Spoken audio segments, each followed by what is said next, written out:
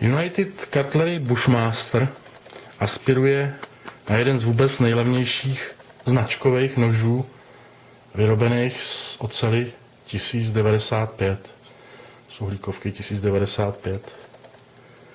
To tady nečepili, nevím, jestli to bude čitelný. Na fotkách určitě. On se dělá i v tom dřevěném provedení s dřevěnýma střenkama. Tohle je plastová verze. A snad jenom některé modely Schrade jsou z 1095 srovnatelně na srovnatelné cenové hladině.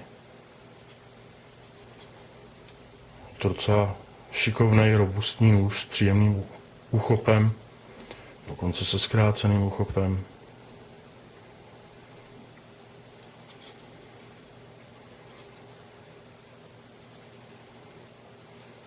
Jsem docela potěšen firmou United Cutlery.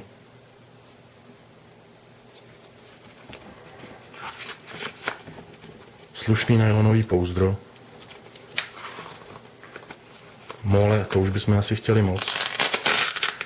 Ale tohleto rychlé připnutí na opasek suchým zipem je praktická věc. Nemusíte sundávat kaťata nebo vytahovat pásek na to, abyste si ho připnuli vlastně kamkoliv.